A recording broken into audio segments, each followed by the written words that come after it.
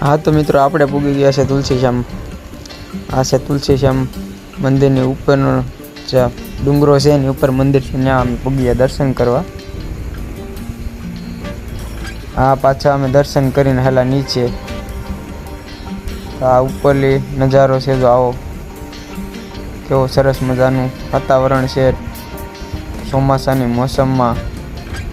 આ જો ઉપરલી તુલસીશ્યામ મંદિર જો આ રીતનું દેખાય છે। તો ચાલો આપણે પણ બધા નીચે ઉતરીએ।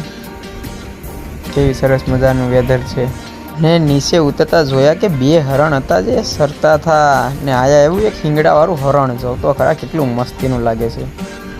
અને આ છે તુલસીશ્યામ મંદિર, કેવું સરસ મજાનું છે। આ તો અમે બંને કલે જાવ મંદિરની સામે ફોટા પાડતા હતા ને આ આવી ગયા પરી, આ જરી પરી આયા જરી જો। અને અમે પછી ગયા તપતા કુંડમાં।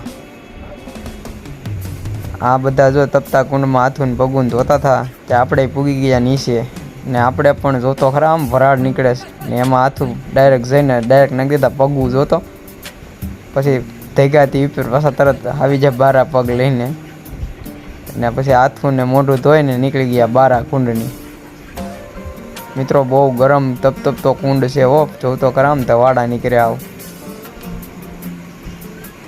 બીક લાગે ને તો જ ધગે, બાકી હાથમાં પાણી લઈ લઈએ ને પછી ઠંડુ ઠંડુ લાગે, જોતો ખરા વરાળું નીકળે। ને પછી આપણે આવી જાય આપણી ગાડીએ ને નીકળી ગયા રસ્તે। તો હવે મિત્રો આપણે જવાનું છે દ્રોણેશ્વર મહાદેવના મંદિરે। તો જ્યારે આપણે બધા મિત્રો સાથે ગયા હતા ત્યારે તો તમને દર્શન નહોતા કર્યા વિડીયોમાં, ત્યારે ટ્રાફિક હતી। તો અત્યારે આપણે પાછા જઈને જોઈએ આદન ટ્રાફિક ન હોય તો દર્શન કરાવી દઉં બધાના મહાદેવના। તો આ છે રસ્તો, ગીરનો રસ્તો ને જાણે બહુ સ્વર્ગનો રસ્તો એવું લાગે, આમ બહુ સરસ મજાનું જોઉં ને તમે પણ ચોમાસામાં આખો લીલો સમ ડુંગરો આવું નીકળાય એવું જ લાગે, દિલ ગાર્ડન થઈ જાય ને એમાં આવી જાય ગાડરા, કેટલા બધી ગાડરા છે જોતો।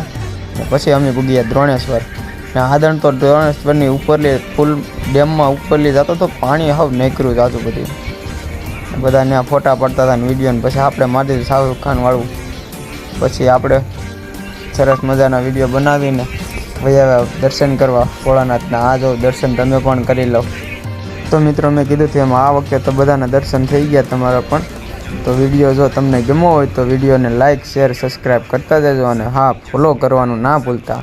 તો બધાને હર હર મહાદેવ।